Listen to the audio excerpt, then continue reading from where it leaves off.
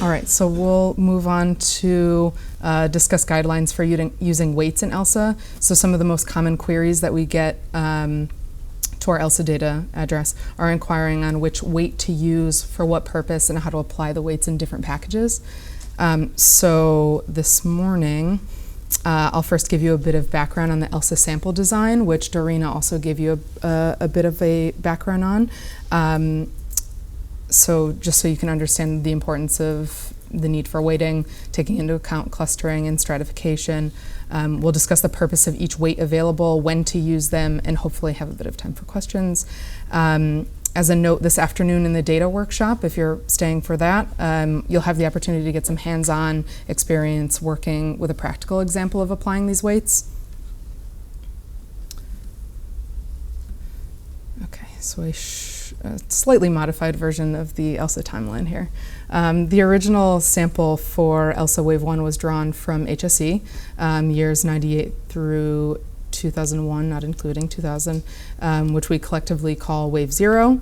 Households from HSE were selected for ELSA if at least one HSE interview was conducted with an age-eligible respondent who agreed to be recontacted. So as the study progresses, the sample members obviously get older, leaving the youngest ages unrepresented unless new sample members are recruited to fill in that gap. So ages 50 to 51, we need to be refreshing at different stages to fully represent those age 50 plus. You can see in the diagram that the ELSA sample has been refreshed at waves 3, 4, 6, 7, and 9.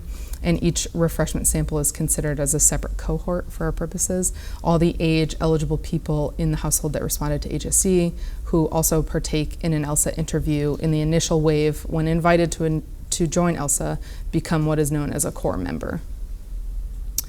So at this point, it's important just to note that the Wave 4 refreshment was a refreshment in the sense that I just described, but it was also a top-up of older individuals as well. So that'll come in handy for in a couple of slides. So we'll start with the longitudinal weights. Again, I'm sure many of you are familiar with this generally, but I just wanted to go through this as we do get quite a few people asking about when to apply certain weights. So it's just easier to give an overview here of what the purpose of the weights are first. So the longitudinal weights aim to make the sample representative of those aged 50 plus living in England at a single point in time. So for longitudinal weights, this is Wave 1, 2002. For the majority of the weights, however, I'll go into greater detail about an exception to that on the following slide. Longitudinal weights are only assigned to core members, and weights are produced by assessing differences between respondents and non-respondents on a number of characteristics. So there were about 12 that were considered for the models, and those statistically significant for these particular longitudinal weights are here. So those are used to produce the weights with the aim of minimizing bias from differential non-response among key groups. So the longitudinal weights are based on a sequence of attrition models. So they're built upon the longitudinal weight from each previous wave. In each of waves 3 through 8, we have a longitudinal weight which applies to core members from cohort 1 who have participated in all waves leading up to that particular wave. In wave 8, given the diminishing sample that had taken part in all waves from the very beginning of ELSA in that first cohort, and the fact that we had this large refreshment and top-up sample in Wave 4 that I mentioned, it was decided that we would have an additional longitudinal weight using the core members at Wave 4. Therefore, the second longitudinal weight available in Wave 8 uses Wave 4 core members to then increase the base, so you can conduct longitudinal analysis Waves 4 through 8 with that. Longitudinal weights are applied when analyzing change over time, as you are familiar, so you should use the latest longitudinal wave weight when conducting these analyses. So here is a list of the longitudinal weights by wave and all of the core members that are assigned weights. So you can clearly see here the diminishing sample from wave 3 down to this first wave 8 longitudinal weight. And then you can see how the wave 4 refreshment and top-up sample has boosted the base when using that other longitudinal weight. Should I take this now, or? we'll take it at the end. Just really quickly, what's a core member? A core member, as I mentioned before, is somebody who, I don't think I have it on the slide directly, but somebody who they participated in HSE, they were in the HSE household, they were recruited into the sample, and then they participated in ELSA at that first wave when they joined. Yep. Okay, so move, I'm sorry, let me just make sure I've gotten everything. Yes, okay.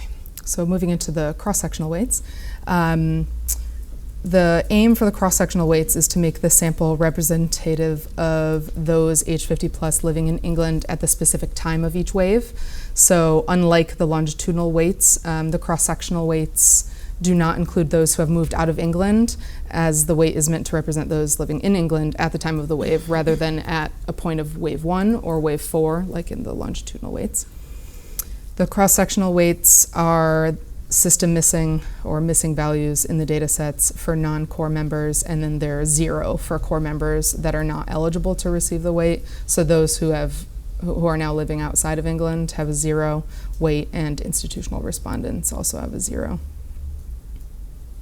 And again, assigned to core members only, and produced by assessing the differences between response and non-response. So I just wanted to give you a quick visual of this longitudinal weight and cross-sectional weight situation at wave 8. So you can see the wave 1 base longitudinal weight at wave 8 has 3,470 core members. You can then see that it's a bit bigger. You have something a bit bigger to work with the wave 4 longitudinal weight. And then the cross-sectional weight obviously includes everybody who is present at wave 8, including those who have missed a previous wave. That's not taken into account, and it excludes those that live outside of England at this time or are in an institution. So the main cross-sectional weights by wave are here. Again, these slides will be available for you, so you can reference this. The nurse weights are available for waves 2, 4, 6, and 8. They're built on the main cross-sectional weights, and they adjust the data to match the profile of wave 8 respondents from cohorts 1, 3, 4, and 6. That is, all respondents except those from cohort 7 who are not offered nurse visits at this stage. There's some more detail in the user guide about that, but just a quick note on that. And then the blood variable weights are then built on the nurse weights. We have the self-completion weights as well. We have a self-completion weight for the main self-completion, which was waves 4 through 8, and then the sexual self-completion at wave 6 and wave 8. Again, built off the main cross-sectional weights. And just a quick note on clustering and stratification variables. So when you're setting up your weighting strategy in whatever package you're using, these are the cluster variables and stratification variables that you'll need to set that up. So again, you'll have an opportunity to work with that this afternoon.